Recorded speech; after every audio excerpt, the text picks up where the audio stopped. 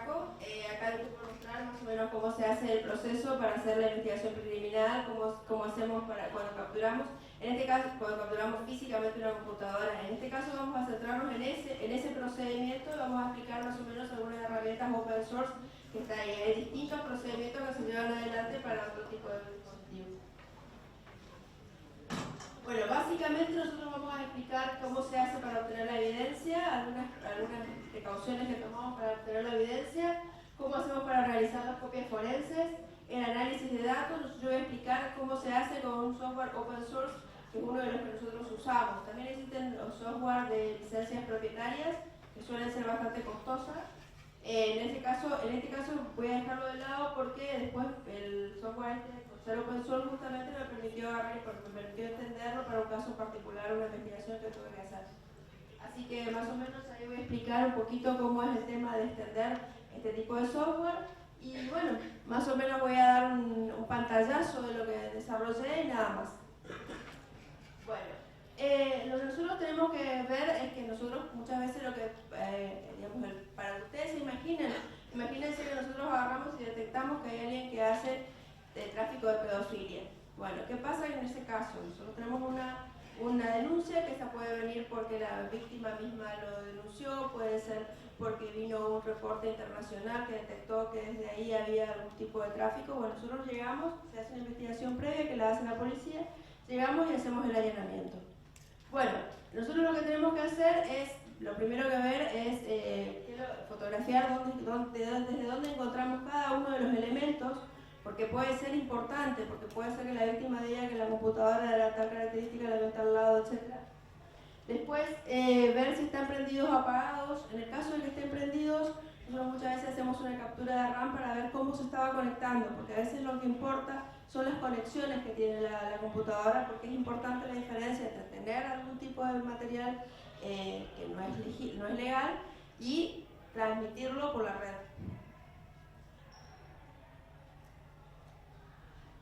Nosotros tenemos bastante, digamos, cuando nosotros tenemos el caso de que nos piden que sean servidores, ahí nosotros tenemos que pedir, solicitar colaboración a la gente que trabaja como soporte técnico y pedirle para bajar, por ejemplo, las máquinas virtuales o las bases de datos. Generalmente ahí tenemos que trabajar en colaboración con los técnicos.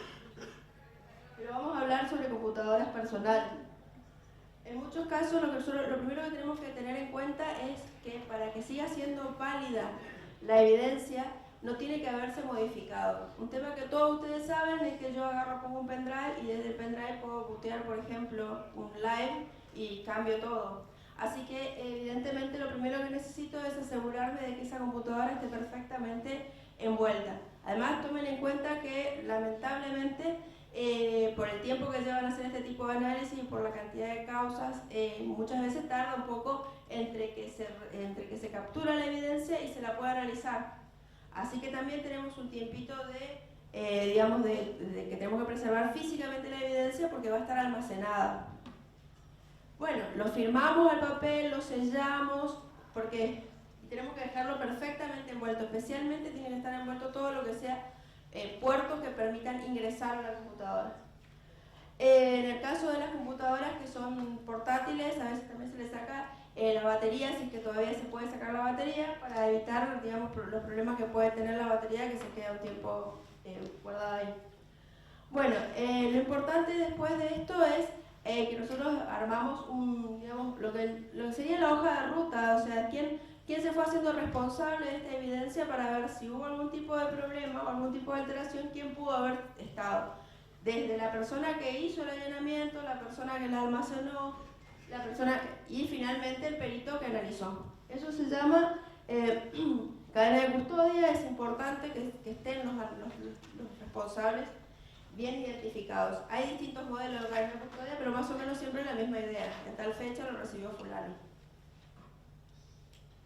Bueno, después nosotros tenemos que hacer una copia bit a bit de todo lo que se encuentra almacenado dentro de esa computadora. Por supuesto existe posibilidad de hacer análisis directo, pero eso está altamente no recomendado porque primero que la computadora en sí puede llegar a estar, no estar en perfecto estado. Segundo que nosotros nos conviene tenerlo en un soporte que nos permita agarrar, nos permita indexar, nos permita analizar más rápidamente. Y entonces nosotros tenemos mayor seguridad. Entonces lo que nosotros solemos hacer es hacer una copia forense de la información que se encuentra ahí dentro, y para esa copia forense nos tenemos que asegurar de que no se haya modificado absolutamente nada. Normalmente lo que nosotros tenemos dos alternativas. La alternativa que generalmente tratamos de hacer es directamente sacar el disco rígido o cualquier dispositivo de almacenamiento, extraer la información directamente del dispositivo de almacenamiento, conectando, por ejemplo, un puerto SATA, que es uno de los más comunes, te doy como ejemplo.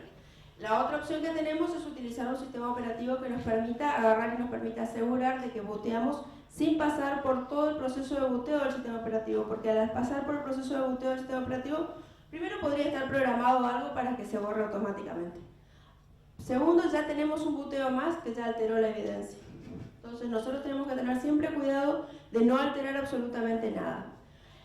Cuando hacemos la copia de forense, lo que nosotros solemos hacer es hashearla completamente. Usamos un formato de archivo generalmente que te permite tener todo hasheado por partes, un poco como blockchain, bueno, más o menos que uno va hasheando parte por parte y después la totalidad. Bien, acá más o menos doy una foto de cómo realmente terminamos haciendo, que nosotros tenemos un duplicador forense. Eso nos permite tener un poco más de velocidad, porque imagínate que tenés que pasar un tera completo de información, es un poco lento el tema. De todas maneras son varias horas, no importa lo que hagas, pero bueno, por lo menos con el duplicador forense es un poquito más rápido. La otra opción que tenemos es utilizar un bloqueador de escritura. Existen bloqueadores de escritura que son por hardware, que se pueden comprar, o si no, la otra opción es agarrar y utilizar, por ejemplo, el USB, algún software, o modificar el registro de Windows para que los puertos USB queden sin posibilidad de escritura. Eso, por ejemplo, es sumamente útil y muy práctico cuando lo que tenemos solamente es un pendrive, o por ejemplo directamente en el campo de investigación. No es lo que usamos cuando tenemos que usar discos rígidos completos. Después usamos, acá también estaríamos en el caso de tener un Windows, digamos, usamos FTK Imager, hay software completamente gratuitos. La otra opción que existe es agarrar, y ya les dije, existen distribuciones Linux que están especializadas para este tema de trabajo forense. Lo que tienen estas distribuciones Linux especialmente es que cuando uno bootea la computadora con una de estas distribuciones, la distribución ya está, preparada para nunca montar en forma de lectura y escritura automáticamente, como hacen todas las distribuciones Linux, que enseguida te descubren cuáles son los discos que están montados y te los monta para lectura y escritura. Sino que vos tenés que hacer, descubrir cuáles son los dispositivos que hay, y luego pedirle que los monte, algunos para lectura y otros para lectura y escritura. Lectura y escritura sería el caso del destino de tu copia forense, obviamente. Bueno, explico. Acá más o menos lo que nosotros solemos usar es Autopsy. Autopsy yo lo estoy preparando porque no solamente se usa Autopsy, se usan varios otros productos. Yo acá me centré en este porque fue el que pude desarrollar el plugin, y porque además es open source, es gratuito, así que si alguno de ustedes en algún momento trabaja privadamente, por ejemplo, como forense, lo puede tener sin problema. Autopsy empezó su desarrollo en el 2001, ahora tiene una interfaz gráfica, es bastante fácil de usar. Lo que más o menos uno hace en Autopsy es, primero toma las imágenes de estos archivos que uno fue generando a partir de la copia forense. Después necesitamos hacer un análisis automático en el cual vamos viendo, ahí voy a ir explicando más o menos cómo se hace a través de plugins que van analizando cada una de las partes del software, van analizando los distintos tipos de archivos que hay. Después se hace un análisis manual a partir de la información que extrajo automáticamente el software, Y finalmente, bueno, se reporta para la causa criminal si se encontró o no se encontró la evidencia que el fiscal, en mi caso sería el fiscal, me pidió para encontrar, digamos. Podría ser el... Bueno, primero se agrega la evidencia la puedes agregar directamente desde el dispositivo sin hacer la copia forense, cosa que no se tiene que hacer, o si no consiguiendo la imagen forense. Bueno, después de eso conseguimos de la información también se puede sacar de máquinas virtuales, se puede obtener de distintas formas. Seleccionamos los plugins. Básicamente el tema es qué es lo que estamos buscando, porque el tema es, los plugins son para, va cambiando según la información que andamos buscando. Podemos estar buscando, por ejemplo, lo que pueda tener que ver con información que pueda estar metida de imágenes. En este caso el tema de pedofilia sería el caso típico de buscar información que está en imágenes. Y nos interesan las imágenes que puedan estar, por ejemplo, incluso embebidas en documentos, que puedan estar comprimidas, que puedan estar en distintos formatos. También puede ser de que nosotros estemos hablando de una estafa o que estemos hablando de un tipo de delito informático. Entonces vamos a estar buscando otro tipo de cosas. Por ejemplo, logs de la forma en que se conectó o tipos de software que hay, o bases de datos, o planillas Excel, porque ahí entonces, digamos, estamos hablando de un delito además del tipo económico. Entonces cambia según el tipo de delito que nosotros estamos buscando y básicamente lo que nosotros decimos es qué es lo que queremos. Un tema que, bueno, digamos, está preparado es para parsear las bases de datos de los navegadores. Ustedes saben que navegadores, por ejemplo, como Chrome o como Firefox, normalmente agarran y almacenan cualquier cantidad de información respecto del usuario y la almacenan en base de datos de formato SQLite, que es un formato bien conocido. Bueno, más o menos ese tipo de análisis también lo hace y nos permite ver qué es lo que estuvo navegando, qué fue lo último que estuvo haciendo. Bueno, dependerá de lo que estemos buscando, ¿no?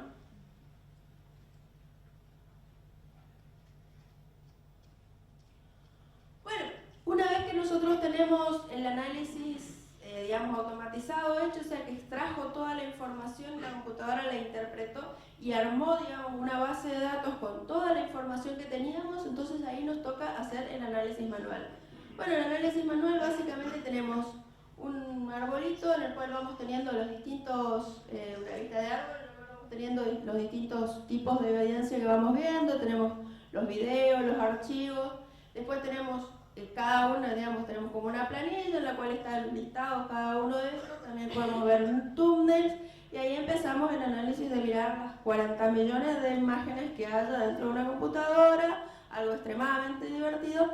Y bueno, después de hacer esto, y no hay forma hemos buscado formas de automatizar un poco mejor, pero por ahora no encontramos, hay muy pocas formas de agarrar y poder diferenciar incluso las imágenes legales de las imágenes que no lo sean, o archivos legales o archivos que no lo sean, porque es difícil, requiere el conocimiento de la causa y requiere un conocimiento del contexto.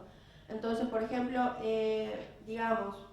para los casos que puedan llegar a ser de delitos económicos, nosotros le solemos pedir a la Fiscalía que nos pasen la información que pueda tener con los quills o con los quit o con las empresas fantasmas o lo que fuera que fueran buscando para ir encontrando cuáles son los archivos que puedan tener que ver con esta información. Ustedes imagínense la cantidad de cosas que hay dentro de una computadora y nosotros tenemos que encontrar qué es lo que puede ser pertinente. Bueno, una vez que lo terminamos al tema, hacemos los reportes. Bueno, tenemos distintos formatos de reporte, podemos hacer por PDF, podemos hacer por HTML, depende de lo que pidan las fiscalías. Ahí también está el tema de mandar la información pertinente, no excedernos, aunque depende, algunas fiscalías piden una gran cantidad de información. Bueno, finalmente quiero más o menos explicar, me encontré con que este software estaba hecho en Java, pero era extensible en Python porque tiene APIs para Python. Decidí utilizar Python porque había unos cuantos ejemplos que se parecían a lo que yo tenía que hacer. Así que más o menos explico acá un poquito. Lo que utilicé fue Jython, que Jython es una implementación de Python hecha sobre una máquina virtual Java, por eso se maneja bien con el framework de Java.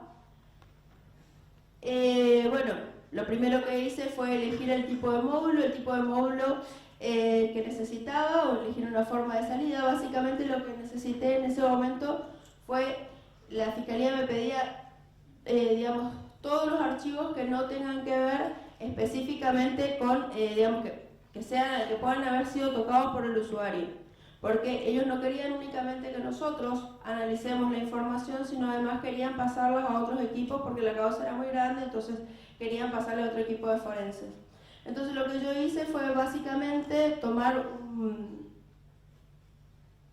digamos, instalar el software de desarrollo, elegir digamos, la forma de plugin, elegir un plugin que es el de reporte. El plugin de reporte me permitía sacar directamente la información al final de todo el procedimiento. Aparte era el que estaba más fácilmente documentado. De todas maneras, acá tenemos más o menos cómo es el tema. Yo tengo el procesamiento de 3 etapas básicamente. La primera etapa es la que toma directamente los archivos, digamos, las fuentes de información y descomprime hasta sacar cada uno de los elementos. Después, en ese momento yo puedo correr un plugin, en ese momento del procedimiento yo puedo correr un plugin. El siguiente momento en el que yo puedo correr un plugin es cuando yo ya tengo los archivos todos desarmados, entonces hago el análisis uno por uno. Y finalmente cuando estoy por reportar, que es el que yo elegí. Bueno, más o menos este es el módulo de fuente de datos, que es cuando me llega el dato, digamos, los datos de almacenamiento completos me llegan, y entonces yo los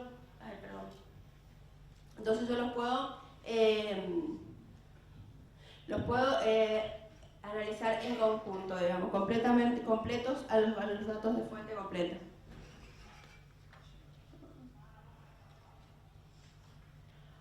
Bueno, una vez que digamos, elegí que hago un módulo de reportes porque me permite hacer el análisis directo, una vez terminado. Bueno, elegí el tipo de reporte porque lo debía correr al final. Bueno, más o menos, ¿qué es lo que tuve que hacer entonces en el caso para poder mandar a las fiscalías la totalidad de los archivos que me estaban pidiendo y que podían ser sospechosos de haber sido tocados por los usuarios? Lo que yo hice fue agarrar y filtrar los archivos que podían ser de sistemas operativos o que podían ser de paquetes ya instalados, como pongamos un Office, pongamos un ejemplo de cualquier paquete de software bien conocido que suelen usar los usuarios. A mí no me interesaba mandar los megas y megas de la instalación de los DLL, de todos los ejecutables que tiene una persona normalmente en su computadora, porque eso no es algo personalizado y no permite agarrar, no permite entender si la persona cambió o no cambió algo que pueda ser de interés para la causa. Entonces me pidieron que haga el filtrado de esto. Para hacer el filtrado de esto, lo que yo agarré es bajarme las bases de datos de hash de la agencia NIST, National Security Information. Ellos manejan bases de datos de hash con archivos bien conocidos. Archivos bien conocidos son archivos que ya fueron generados en otras computadoras y que por lo tanto ellos saben que están, digamos, documentados. Ellos manejan grandes bases de datos en las cuales tienen esta información. Tomen en cuenta que tenemos el Windows versión tal con el parche de seguridad, hay una gran cantidad de información porque hay distintas variantes incluso de cada uno de los DLL, de cada uno de los componentes, de cada uno de los ficheros que puedan formar parte de un sistema operativo. O un software común, digamos, un software de distribución general.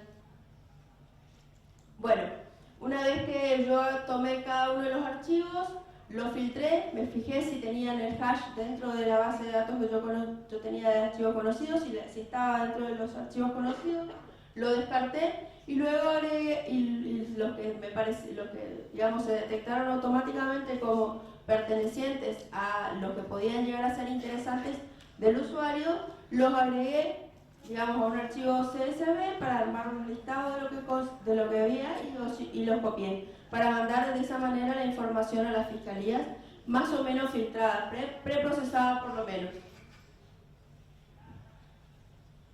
Bueno, básicamente acá estoy explicando, esto voy a pasarlo un poquito rápido si ustedes quieren, esto es open source, lo pueden ver dentro de mi GitHub, si alguno está interesado específicamente en este tipo de temas, pero bueno, como no sé si ustedes se están dedicando al tema de desarrollo, más o menos lo que tenés que hacer es tomar el tipo de clase, hacer la subclase, armar la descripción del módulo, lo tenés que poner en un determinado directorio donde se van los plugins. Una vez que vos lo armás el plugin, lo que necesitas hacer es armar, digamos, necesitamos un log. ¿Por qué? Porque, bueno, no existe en este momento un depurador que esté integrado, así que el log te permite agarrar y te permite ir conociendo cuáles son los errores que se fueron cometiendo durante el desarrollo.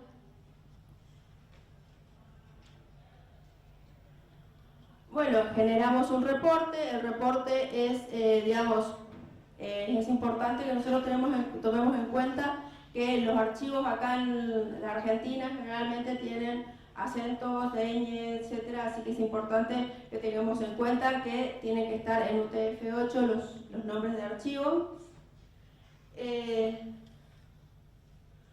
Bueno, una vez que nosotros nos fijamos,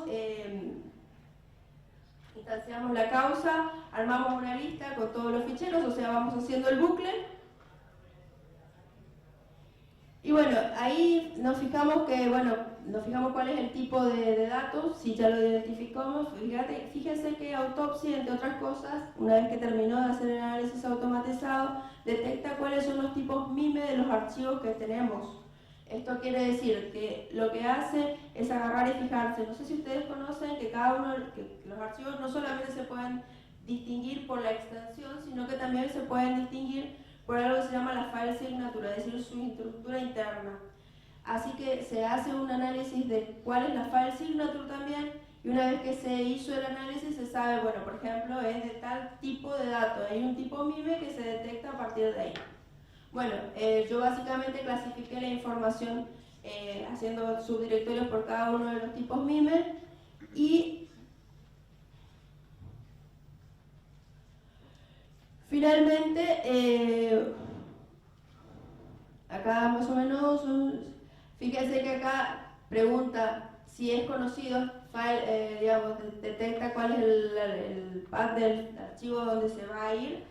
Genera el path del archivo donde se va a ir, que dependerá de cada uno de los tipos MIME que los clasifican en distintas carpetas, y después se fija si el archivo ya es conocido.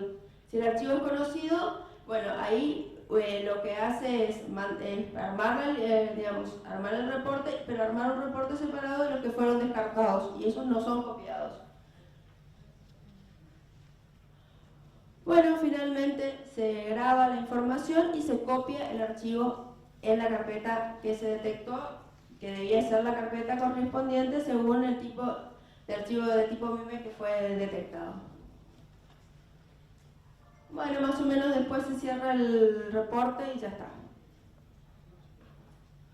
Se lo ve así, se agrega al final, digamos, dentro de la interfaz gráfica de Autopsy, se agrega el plugin.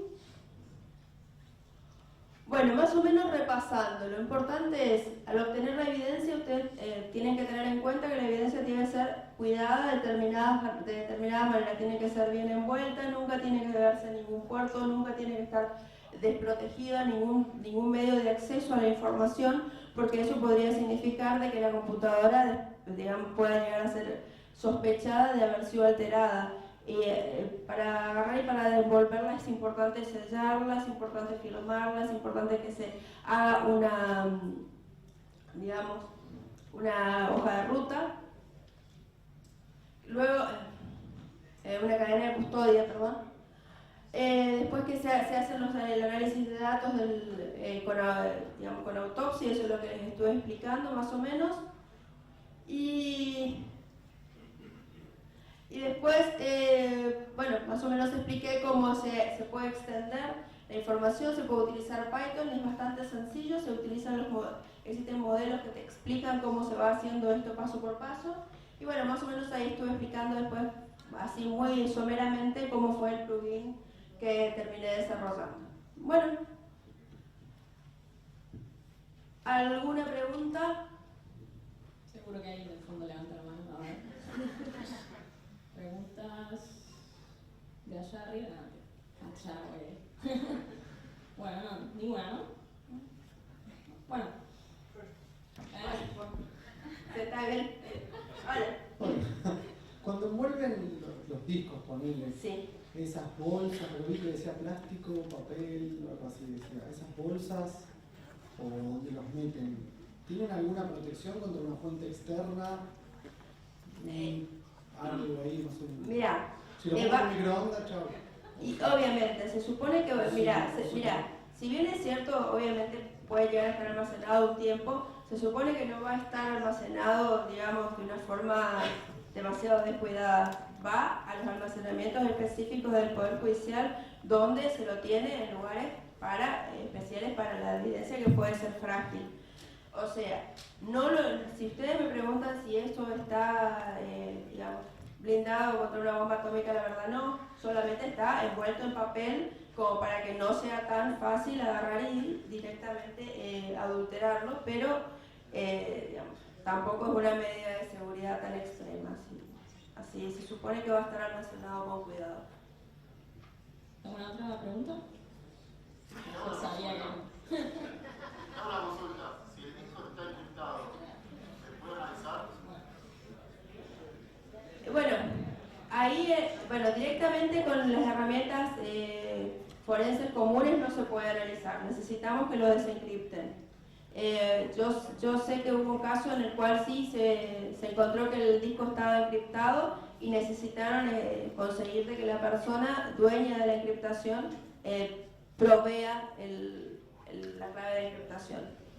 No tenemos la capacidad, si ustedes me preguntan si tenemos la capacidad de por fuerza bruta desencriptarlo, no, digamos.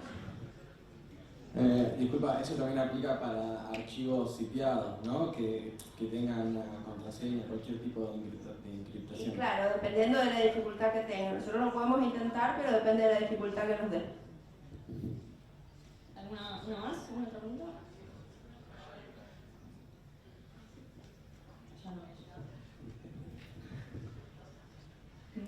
Hablaste y dijiste livianamente que le solicitaban a empleados de data centers información. Quiero saber qué clase de law enforcement tienen para hacer eso, digamos. Todo tu departamento puede hacer eso. No. Lo que pasa es que vos lo que estábamos hablando es de un caso en el que tenemos que hacer un allanamiento. Nosotros estamos necesitando entonces la colaboración de las personas. Lamentablemente, así como nosotros tenemos la posibilidad, nosotros, cuando estoy hablando de nosotros, estoy hablando del Poder Judicial. No estoy hablando de mí como perito, ni siquiera del gabinete científico. Estoy hablando de que hay una causa en la cual se hizo una denuncia, hay motivos importantes por los cuales se cree que esa denuncia puede ser real y entonces se dispone un allanamiento.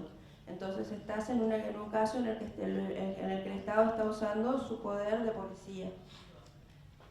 No es así nomás que se hace, se necesita que sea un fiscal el que pida esta información.